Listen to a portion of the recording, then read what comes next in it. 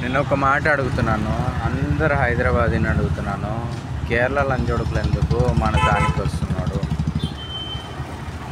ఎందుకు వస్తున్నారు? బ్రదర్ చాలా అయిపోయింది బ్రదర్ నాతోనైతే.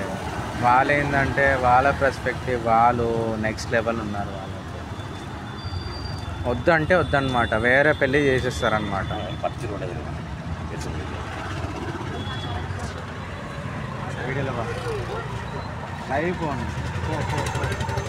లైవ్ పోను పో 10 రూపాయలు ఉండారు నింగితారు.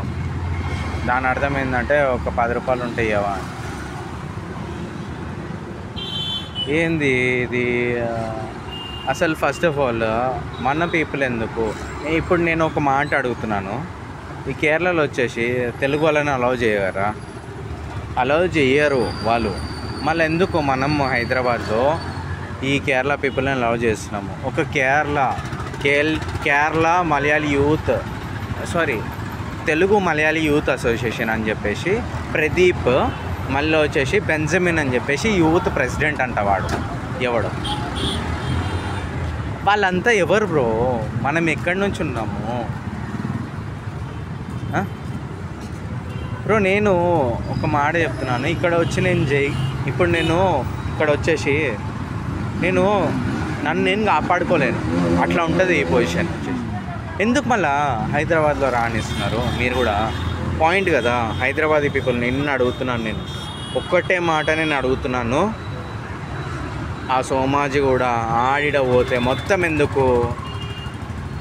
శ్రీనివాస్ అని చెప్పేసి ఒకడు ఉంటాడు, వాడు వచ్చేసి కంబైన్డ్ రిలేషన్లా ఇప్పుడు ఆశ అని చెప్పేసి ఒక అమ్మాయి, ఆర్య అని చెప్పేసి ఒక అమ్మాయి, ఇంకొకటి వచ్చేసి సచిన్, ఇంకొకటి వచ్చేసి షినాయ్, ఈ నలుగురు వచ్చేసి ఒకటే రూమ్లో ఉంటున్నారు. ఈ శ్రీనివాస్ అని చెప్పేసి సోమాజిగూడలో ఉంటాడు, బీజేపీ యూత్ ప్రెసిడెంట్ అంట. వాడు నన్ను ఎంత బ్లాక్మెయిల్ చేసింది తెలుసా?